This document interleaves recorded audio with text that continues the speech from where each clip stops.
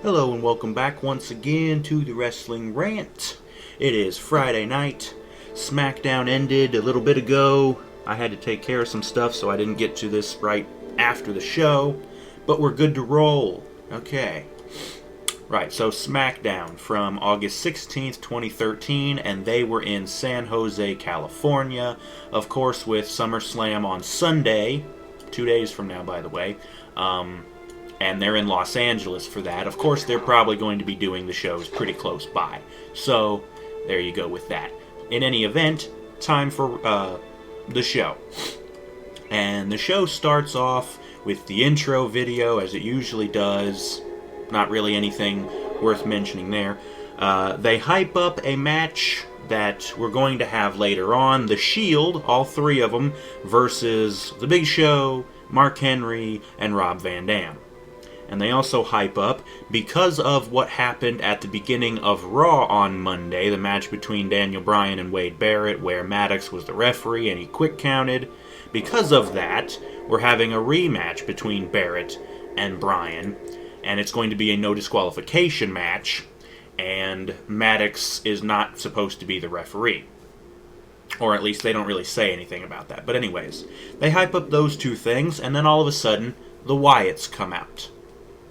And of course, they have to make a big goddamn production about their stupid entrance like they always do. Getting tired of talking about these guys. Anyways, while they're coming out, because their entrance does take fucking forever. I swear, they take longer to come out than The Undertaker. Not that we've seen his old ass in a while, but you know. While they're coming out, we get another recap. And it's basically just a recap of the whole thing, everything they've done so far, mainly focusing on what they've done with Kane, yada yada, who gives a shit. Anyways, they get done with the recap, and Wyatt is sitting in his chair with his two little flunkies behind him, but, unlike normal, the lights come up, and they're actually in the ring. So they put his stupid little rocking chair in the ring. Yeah, we're not doing a match. It's promo time. Bray has a microphone, and he starts running off at the mouth with his stupid, boring... It's story time with Bray Wyatt, and he basically just tells this story of this little boy who was made fun of, and... But he found a crutch to help. The punchline is he's talking about Kane. Kane was this weak little boy who found this crutch in the mask. His mask.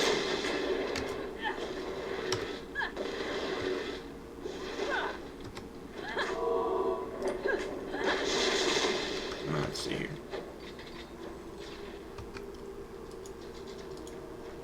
Right, so, yeah, apparently Kane found this crutch with his mask, and that's how he was able to... Who gives a shit? It's Bray Wyatt talking, no one cares. I'm going to get to that in a little bit, because might as well mention this right now. I'm going to finish with SmackDown, and after I get the SmackDown video up and posted, I'm going to be doing another video. Before SummerSlam.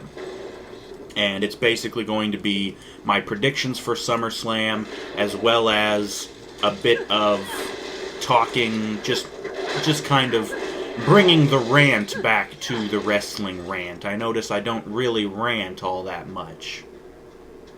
Not quite as much as I should, perhaps. I don't know. But I'm going to bring back the ranting.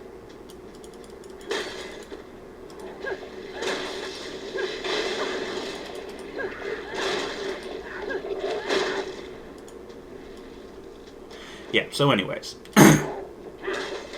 Let me get back to where I was. Blah, blah, blah, blah. He's talking. Right. Wyatt gets done with his silly promo, and he gets down on his knees, as he usually does, and he says his stupid little line, "Follow the buzzards." But anyways, he's down on his knees, and then Kane's corner pyro blows the hell up, and it scares the shit out of Wyatt and his two little bitches. they shit their pants. And, of course, Kane's music starts playing. And they're all like, okay, he's coming out of the walkway and everything. They're all ready for that. But, of course, they fall for that like dipshits. Kane don't come out of the stage, the entranceway. Can I attack this thing? Okay. Kane don't come out the stage. He comes out of the crowd from behind, grabs one of the flunkies, I forget which one, grabs him, pulls him out of the ring, cracks him, knocks him down, gets in the ring, he pulls the other one out of the ring too and cracks him and knocks him down, and then Kane jumps in the ring. He's all alone with Wyatt. And Bray, cowering like a bitch, and just kind of stalling, basically. But Kane goes after Bray, and he's able to land a couple of hits. But then Harper and Rowan come back, and they help get Kane back down, and it's 3-on-1. So, of course, Kane can't really fight off all of them. And, of course, off of the distraction from Harper and Rowan, Bray is able to flatline Kane. And he does his stupid little pose in the corner. I don't know if I've mentioned this before. It was some bullshit that he started back in NXT, where his dumb punk ass should have stayed.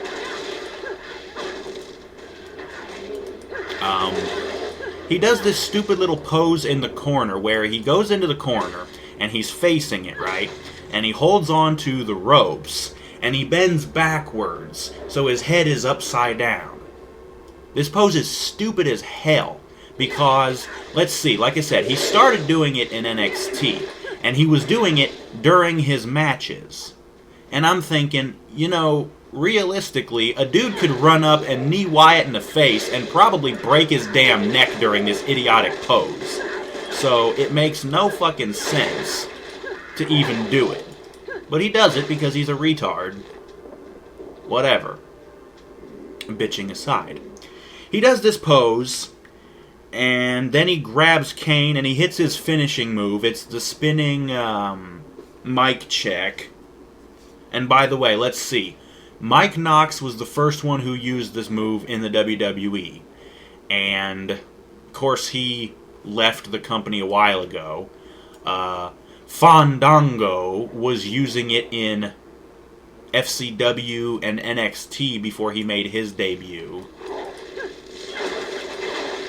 So it was Johnny's finisher for a while first, and then of course Bray had to swipe it, so not really all that original, not really all that great at promos.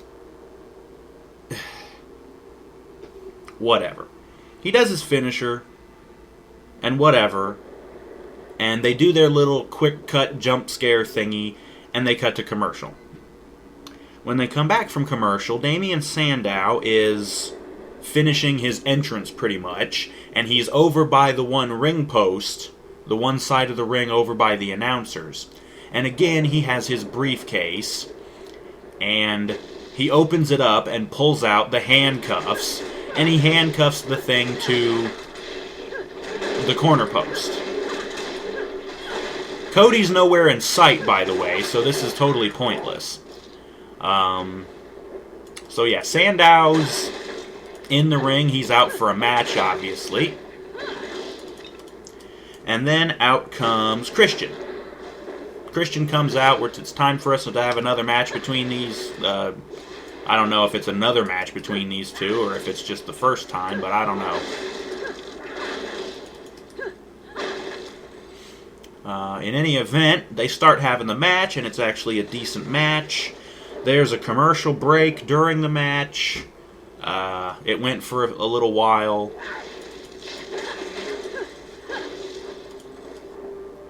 But the finish of the match is Christian is able to get a small package on Damien, roll him up, he cinches him up for a small package, and he gets the win. And of course, Damien's pissed after the match.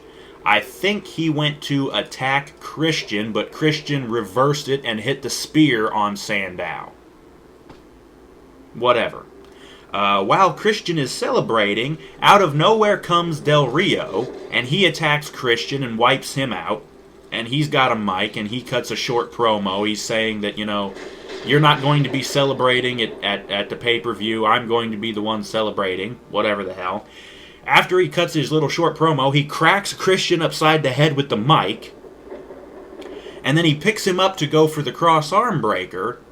But as he's going for it, Christian reverses it, completely no-sells getting cracked over the head with the mic, and he's able to hit the kill switch, and he lays out Del Rio.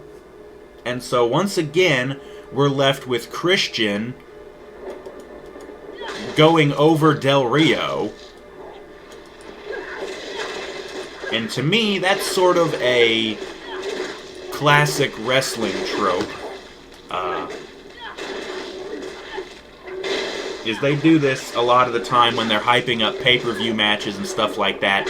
If a guy is made to look strong before the pay-per-view, chances are he's going to lose at the pay-per-view. So they keep making Christian look good, so his chances at the pay-per-view aren't looking so good. So, that I'll probably have to repeat that for my predictions video. But, yeah. Anyways, after all of that, they cut backstage to Renee Young, who is interviewing Rob Van Dam.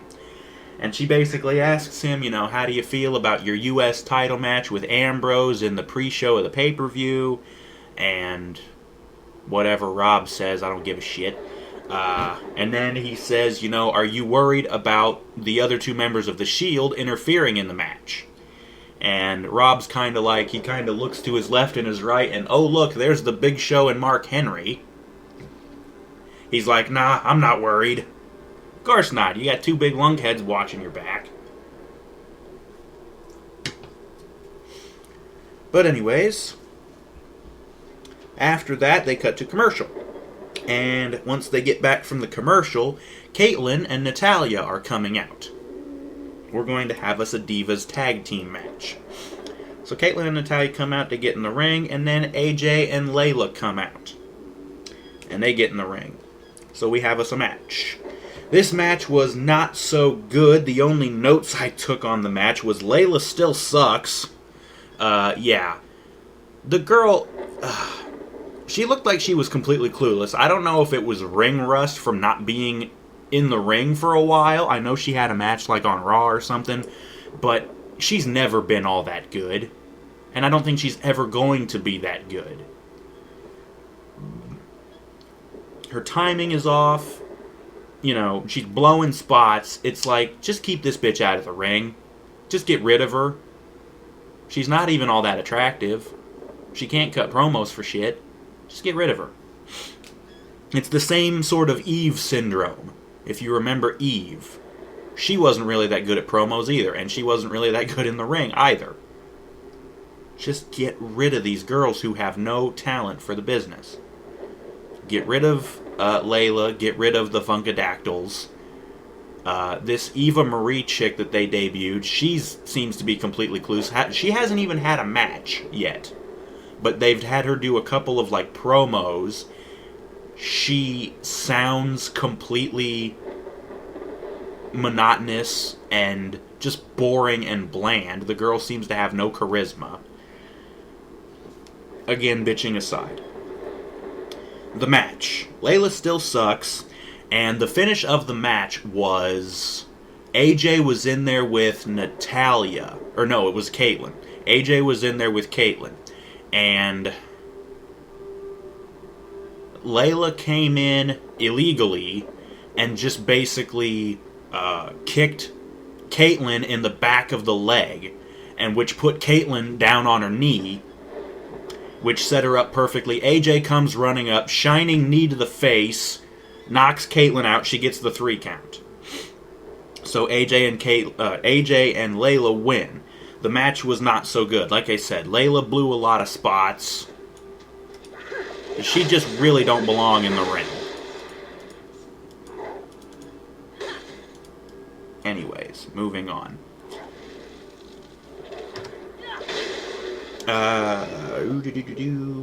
We cut backstage to Renee once again, who is this time with Ryback.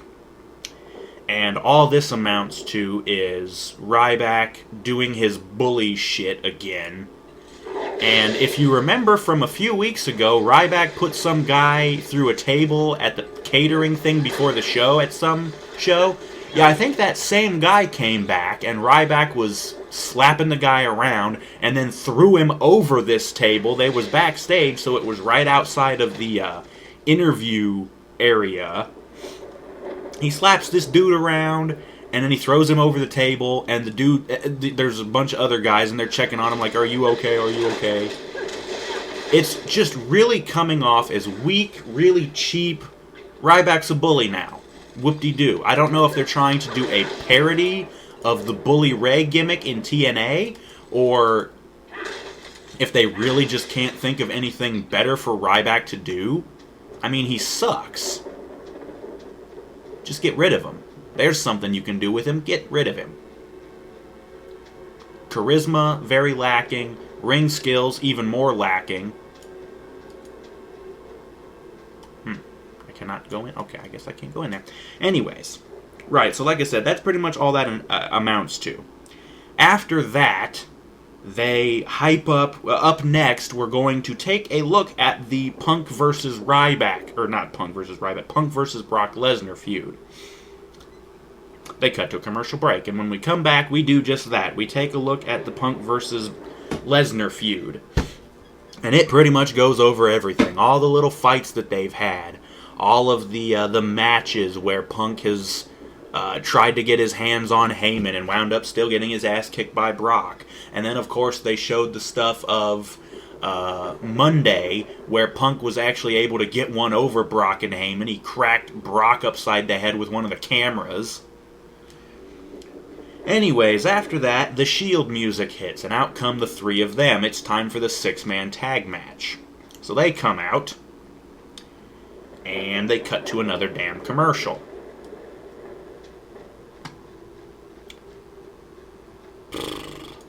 When they come back, I was kind of expecting, like, the other three dudes to already be in the ring, or at least two of them or something like that, but no.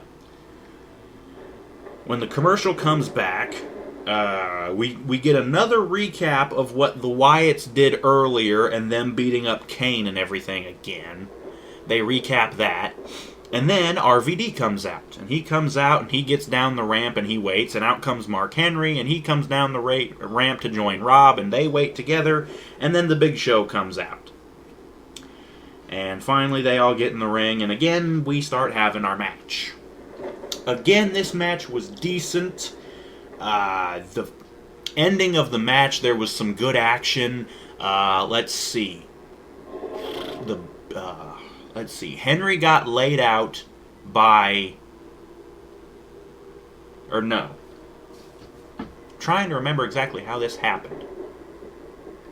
Rollins was going to spear the Big Show. I'm not sure. Reigns was going to spear somebody, but Henry came from behind, cracked him, threw him over the announce table. And then, he cracked him over the back, threw him over the announce table. But then Rollins jumped out of the ring on top of Henry, and Henry failed to catch him properly, because Henry's never been good at that. So Henry was wiped out. Rollins and Reigns were wiped out. The Big Show was in the ring with Ambrose. And Ambrose turns around and gets KO punched right in the face. And he sells it like a champ because he's good at that. He falls down. RVD tags in. He's in the corner. Big Show tags him in. RVD goes up, hits the 5-star on Ambrose, and gets the win. So even though RVD, Henry, and Big Show won this match, it was still a decent match. I still hate to see the Shield guys lose, because part of their whole gimmick is they're not supposed to friggin' lose. You know, so...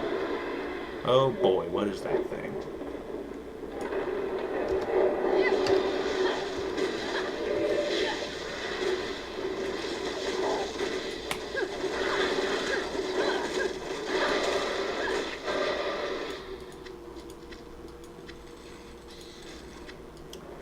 Right, so...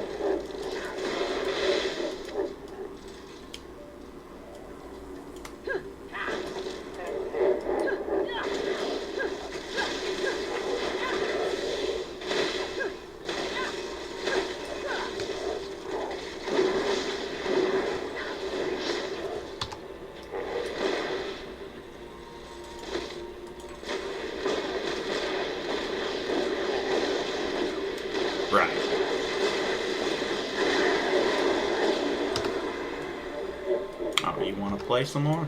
I can shoot you from here. Of course.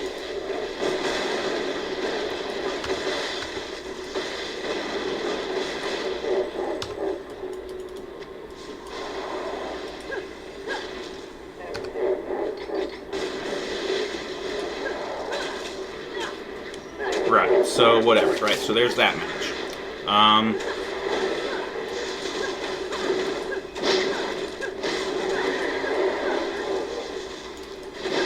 This is getting old here. What the fuck? How did I get teleported?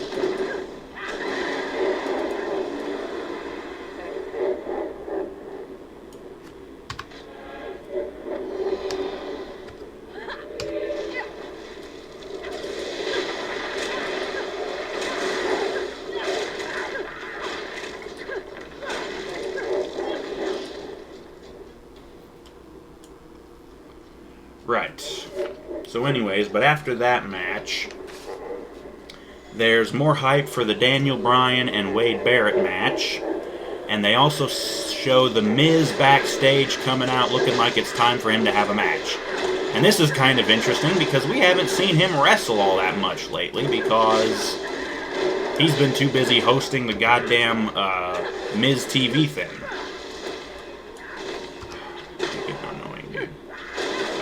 Switch weapons.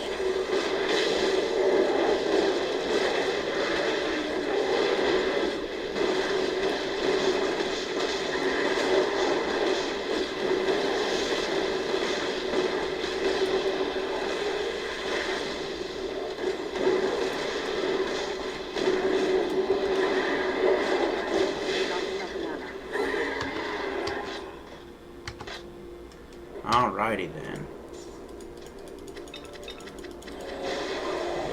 What the? Yeah, whatever. Anyways. Right, so The Miz is coming out for a match. Well, he's backstage. They cut to a commercial. When they come back, The Miz is already in the damn ring. And his opponent, Jack Swagger, starts to come out, of course accompanied by Antonio Cesaro and Zeb Coulter. And of course, on the way to the ring, Coulter has to run his stupid mouth. More boring bullshit promo. It's getting old. He needs to go the fuck away. Blah, blah. We start having the match. Again, a decent match. What ends up happening is that it spills out to the outside. And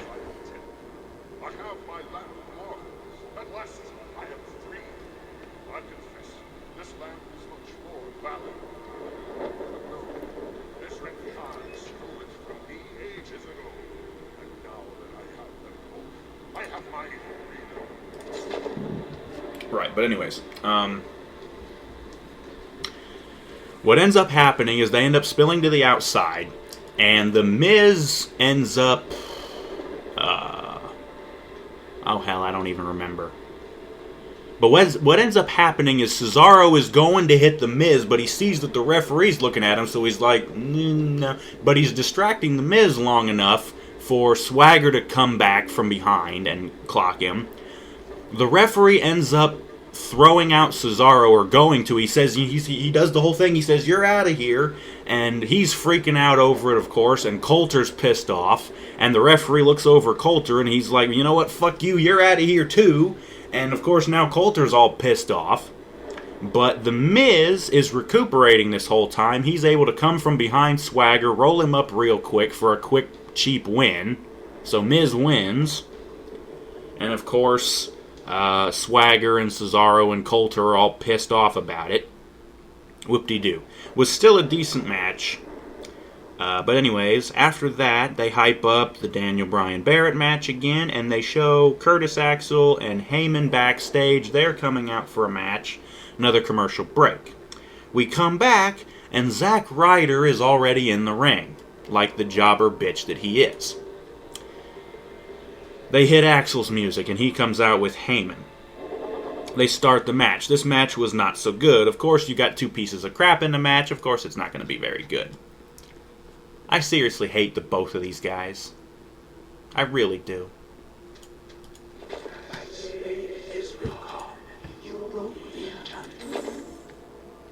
So anyways.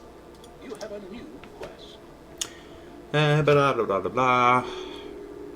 The match goes for a while. The finish is, of course, Axel hitting his little neck breaker setup into a twisting face plant.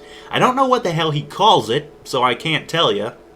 But whatever it is, it's the move he stole from Derek Bateman or Kurt Hawkins. I'm not sure who he stole it from, but he stole it from somebody because he's an unoriginal piece of shit. He hits that on Ryder, he gets the win, whatever the fuck. Axel and Heyman stay in the ring. Well, actually, it's just Heyman stays in the ring because after the commercial break, he's going to talk about what happened Monday on Raw where Punk outsmarted him and Brock. So yeah, they cut to commercial break, they come back, and Heyman talks, and he cuts his promo. Whatever the fuck. He just talks about it. It's nothing special. And nothing happens. Afterwards, they recap the whole damn feud between Cena and Daniel Bryan, starting all the way back from, again, Cena picking Bryan as his opponent in the first place. It also shows Vince and Triple H's involvement in it, and of course Barrett trying to shave Bryan the other week, and bringing it all the way up to here.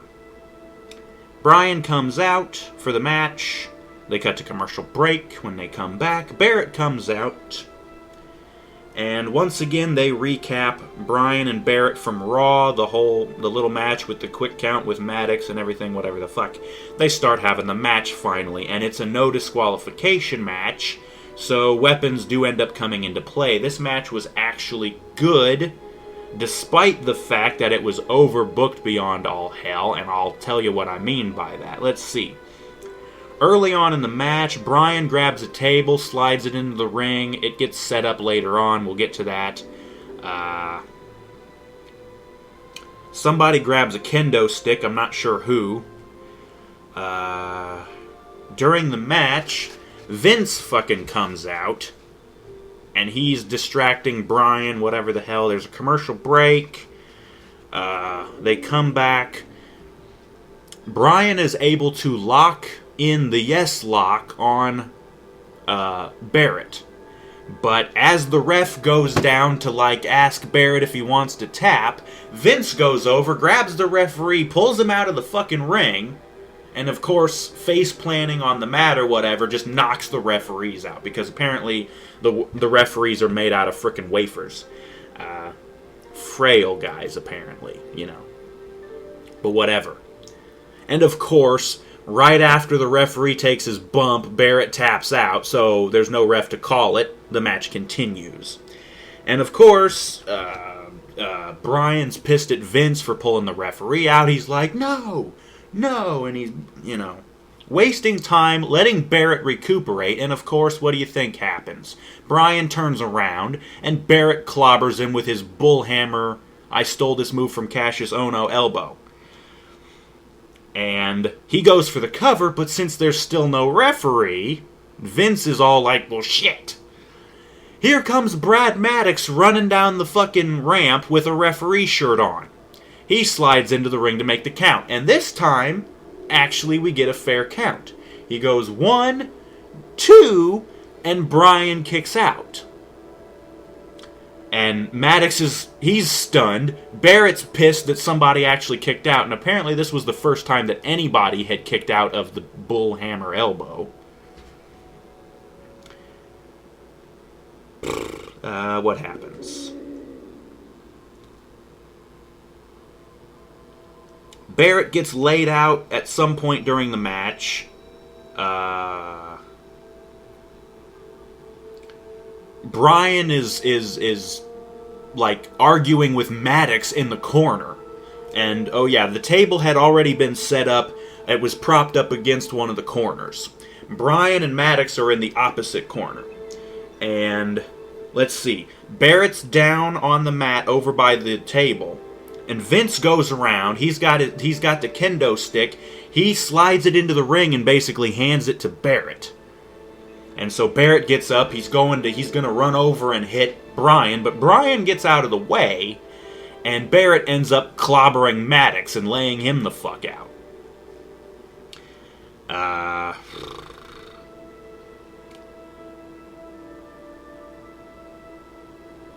Afterwards, Bryan somehow puts Barrett through the table. I can't remember exactly how.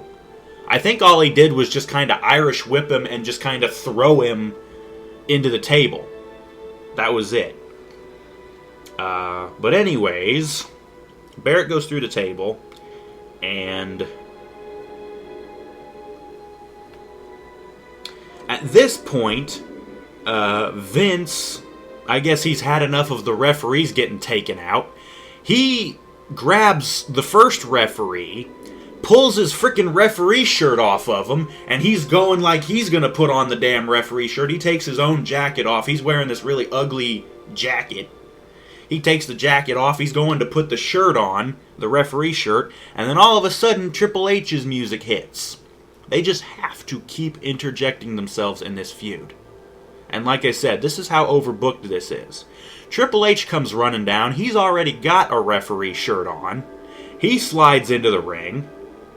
After being put through the table, Barrett is just laid out, pretty much. He's laying pretty much dead center in the ring. Triple H is in the ring, and he's like, I got the shirt, I'm the referee now. We're getting a little bit of a preview of what's going to happen on Sunday, because they have confirmed that Triple H will be the referee Sunday in the match between Cena and Bryan. But anyways, Trips is in the ring, and Wade's laid out. Bryan goes up to the top rope. Big diving headbutt, he nails it. He covers Barrett, and Triple H counts really fairly. Really not partial at all. He counts very fairly. 1, 2, and 3. Bryan wins. Bryan wins. He's celebrating. Triple H holds his arm up, and together the two of them are doing the yes, yes, yes thing. And but Bryan wins, and then Randy Orton's music hits.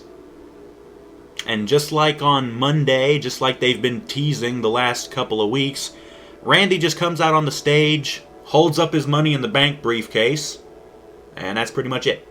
He's basically just saying, look, no matter which one of you wins, I win. Because you're both going to be weak, I'm going to be able to cash in, and blah, blah, blah. That's what they're teasing. So, again, that will come back up in my predictions video. But yeah, that is pretty much the end of SmackDown. That's where it went off the air. We didn't really have any really good matches. I mean, Bryan and Barrett was a good match, but it wasn't really good. It was way overbooked. All the interference with Vince, and then Triple H coming down, and good God. It could have just been simple. Bryan, Barrett, no DQ. They could have used the kendo stick. There was also some moments with a chair. Bryan got... the chair was wedged in the corner, and Bryan wound up hitting it. And Wade hit him a couple of times with the chair. Whoop-de-doo, nothing special. It could have been really simple, though. Bryan and Barrett, no DQ. They could have used the weapons. Somebody could have went through the table. Whatever the fuck, and it would have been okay. But no, Vince had to come out and interject himself, and Triple H had to come out and interject himself. Overbooked. Ridiculous. Yay, Bryan won, but still, it could have been a lot better without all the frickin' interference. Ryder and Curtis Axel wasn't really that good. The both of them sucked. They need to take a hike. Miz and Swagger was decent, but could have used a better finish. Shield versus RVD, Henry, and Show was again decent. The ending was nice, but again, it would have been better if the Shield won. Those guys, we need to make them look, unstoppable. But then again, as I mentioned before, if somebody's made to look like crap before a pay-per-view, chances are they're going to win at the pay-per-view. So, don't bet on RVD beating Ambrose for the US title.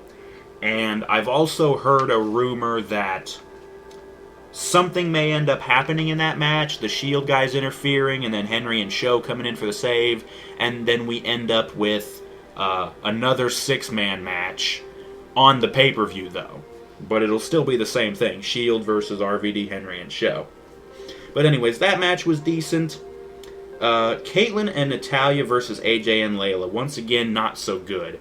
Layla sucked the life out of this match. Natalya's good, AJ is good, and Caitlyn is at least decent. She's trying. Layla just sucks. She's blowing spots. She's just fucking shit up. God. Sandow and Christian that started the show was alright, or at least it was the first match. It was an also decent match. Again, Christian could have used an actual decisive win. Him winning with these small packages and these roll-ups and shit, if he wins the title like that at the pay-per-view, it's going to be really fucking weak. And it'll just be a good excuse for Sandow to come in, clobber him with the briefcase, cash in, and then hopefully we will have Sandow as World Heavyweight Champion. Yeah. But anyways, whatever the fuck. That was it for SmackDown from August 16th, 2013, San Jose, California. That was it. I'm going to go ahead and get this posted as soon as I can, and as soon as it's posted, I will record the next video, which is going to be, like I said, the predictions for SummerSlam, as well as some actual ranting about WWE. I might actually talk about TNA as well, because they have, again, shot themselves in the foot. If you watched Impact this week, or yesterday, stay tuned for that. And so yeah, I'm going to get this posted, and then I will be doing the next video. Stay tuned for that. Thank you for listening, and we will see you next for that.